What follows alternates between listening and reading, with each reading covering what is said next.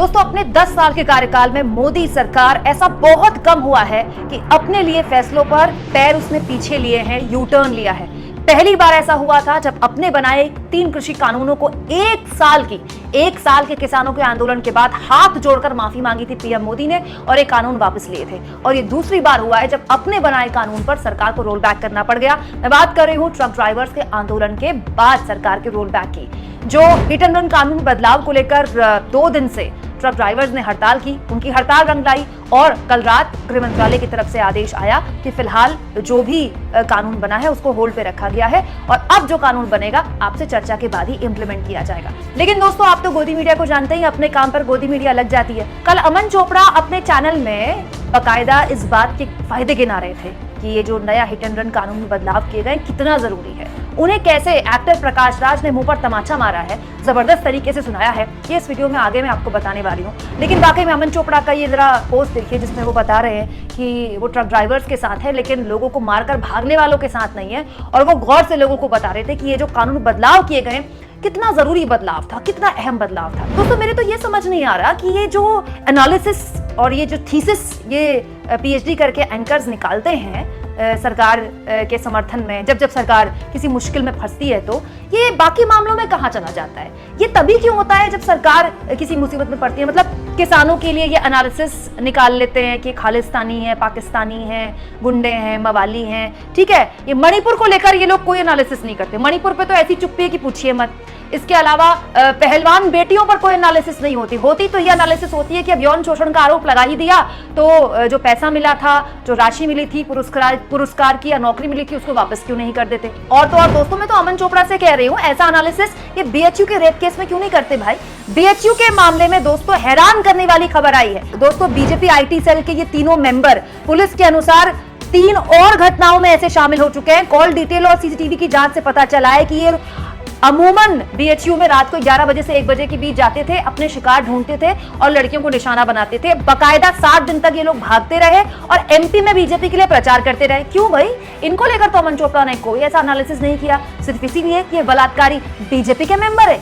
दोस्तों अमन चोपड़ा जैसे एंकर जो इस समय देश के ड्राइवरों को देश का सबसे बड़ा दुश्मन घोषित कर रहे हैं, उनको मैं इस वीडियो में आगे तफसील से जवाब दूंगी और बताऊंगी कि कैसे इस पूरे मामले में ड्राइवर्स को केवल हमको विलन नहीं समझना चाहिए, हमें समझना चाहिए कि ड्राइवर्स की इस पूरे कानून को लेकर, इस कानून में बदलाव को लेकर क्या दलील है। लेकिन उससे पहले जानिए प्रकाश राज ने इस पूरे मामले में ड्राइवर्स के समर्थन में क्या कहा है। दोस्तों एक्टर प्रकाश राज जो कि बेबाकी से मोदी सरकार को हर मुद्दे पर घेरते रहे हैं, उन्होंने इस पूरे मामले में वो कांड याद दिलाया जो आप और हम कभी नहीं भूल सकते। दोस्तों लखीमपुर खीरी याद है कि नहीं आपको? मोदी सरकार के मंत्री अजय मिश्रा टेनी के सुपुत्र जिन्होंने किसानों पर, मजबूर किसानों, निहत्थे किसानों पर जो चुपचाप प्रदर्शन करके अपने अपने घर जा रहे थे, उन पर अपनी थार गाड़ी चढ़ा दी थी। दोस्तों कई दिन देश के गृह राज्य मंत्री का ये सुपुत्र फरार रहा और मीडिया के पास बोलने के लिए कुछ नहीं था। बकायदा देश के गृह राज्य मंत्री साहब तो मीडिया से बदसलूकी पर आ गए थे। हार कर जब दबाव बना तो बेटे को जेल में डालना पड़ गया। अगर हिट एंड रन कानून में ड्राइवर्स के लिए 10 साल की सजा और 7 लाख का मुआवजा है तो टेनी भाई साहब के लड़के को भाई 10 साल की सजा मिले, 7 लाख का मुआवजा कितने किसानों को दिया टेनी साहब के लड़के ने? 7 लाख का मुआवजा, कई किसानों की मौत हुई थी ना।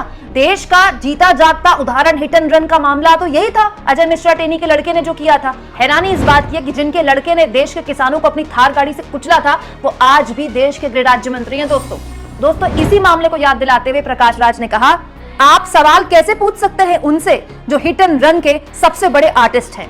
दोस्तों ये बात बिल्कुल सही है कि हमारे देश में जो सड़क दुर्घटनाओं में मौत का आंकड़ा है वो वाकई में चिंताजनक है। दोस्तों 2022 का सरकार का आंकड़ा बताता है कि अकेले 1 साल में 59,000 लोग, सोचिए 59,000 लोग हिट एंड रन का शिकार बने, जो कि बहुत ज्यादा है। अब ऐसे में जो सबसे ज्यादा हिट एंड रन का शिकार होते हैं वो होते हैं ट्रक ड्राइवर्स के। तो अब सरकार इस तरह के मामलों में ट्रक ड्राइवर्स की जवाबदेही तय करना चाहती है, जो कि अच्छी बात है। लेकिन कुछ दलीलें ट्रक ड्राइवर्स की हैं जिसको सुनना चाहिए और समझना चाहिए।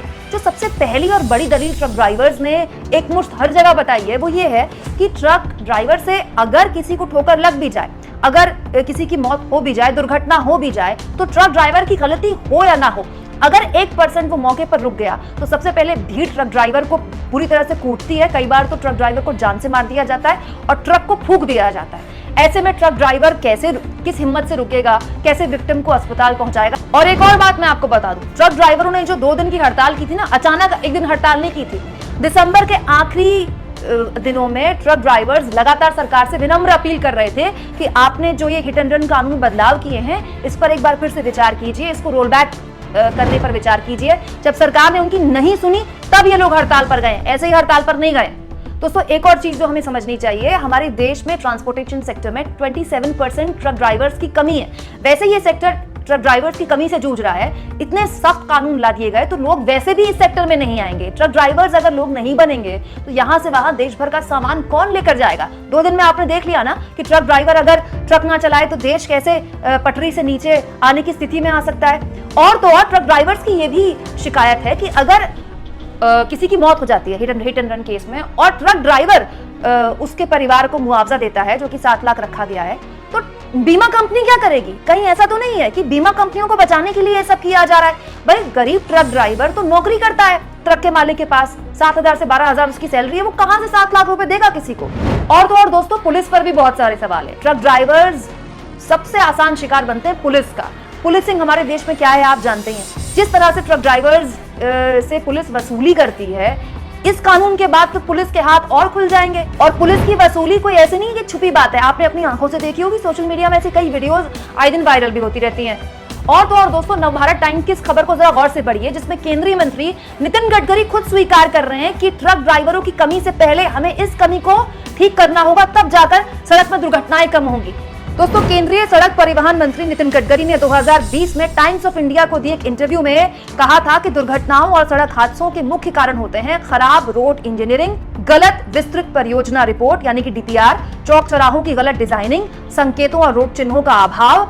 मतलब हमारी जो सड़कें हैं उनमें बनाने में सबसे पहले जो प्राथमिकता होती है वो ये होती है कि जल्दी से जल्दी सड़क बन जाए और मंत्री जी उद्घाटन करते हैं ताकि लोगों के बीच कहने को हो जाए देखो इनके राज्य में सड़क बन गई। लेकिन उसमें डिजाइनिंग कैसी होनी चाहिए, वो सड़क क्या आने वाले वक्त, आने वाले 20 सालों के लिए, आने वाले 10 सालों के लिए मुफीद है, क्या उसकी इंजीनियरिंग पर ध्यान दिया जाता है, डीपीआर पर ध्यान दिया जाता है, इस पर कोई किसी का ध्यान नहीं है। अब आप सोचिए अगर सरकार अपनी गलती पर ध्यान दे दे, रोड की डिजाइनिंग पर ध्यान दे दे, तो उसके पास एक मजबूत ग्राउंड होगा ना कि वो भी ड्राइवर से बात कर सकती है कि भाई देखिए हमने अपनी गलती सुधारी, अब आप लोग भी अपनी गलतियों पर अपनी जवाबदेही आपको तय करनी होगी। दोस्तों ट्रक ड्राइवर्स की जो कम्युनिटी है ना हमारे देश में ऐसी नहीं है कि 1,00,000 2 लाख है।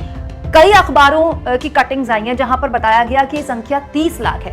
कई जगह ये खबरें छपी कि जो ट्रक ड्राइवर्स की देश भर में संख्या है वो 50 लाख है। ट्रक ड्राइवर्स के साथ साथ उनके कंडक्टर भी होते हैं, ट्रक में दूसरे काम करने वाले लोग भी होते हैं। अगर ट्रक नहीं चलेगा तो ट्रक में जितने भी लोग काम कर रहे हैं, खलासी काम कर रहे हैं, बाकी लोग काम कर रहे हैं, सब बेरोजगार हो जाएंगे। किसी को मजा नहीं आता है ट्रक की चाबी अपने घर में रखकर मौज काटे, सबके उस ट्रक से घर चल रहे हैं। लेकिन सबको अगर इस बात का डर पैदा होगा कि अगर हम सड़क पर ट्रक चलाएंगे और खुदा ना खास्ता कुछ हो गया तो जेब खाली होगी अलग, जिंदगी बर्बाद होगी अलग, तो ये बात बिल्कुल सही है कि हम जवाबदेही ट्रक ड्राइवर्स की तय करें। लेकिन ये कहां का तरीका है कि आप सीधे एक तुगलकी फरमान सुना दीजिए, विपक्ष के सांसदों को सस्पेंड कीजिए, मौजूदा कानून बदलाव कीजिए और कह दीजिए अब से ये कानून लागू हो गया। अब सरकार को रोल बैक लेना पड़ गया ना। सरकार को ये बात समझ में आ गई ना कि ट्रक ड्राइवर्स की एकता के आगे उसकी एक नहीं चलेगी। तो मैं उम्मीद करती हूँ कि आगे अगर सरकार इस तरह का कोई फैसला ले तो जैसा कि उसने कहा है वो ट्रक ड्राइवर से बातचीत करे, और जब ट्रक ड्राइवर से वो बातचीत करेगी तो यही वो सारी बातें ट्रक ड्राइवर भी बताएंगे जो मैंने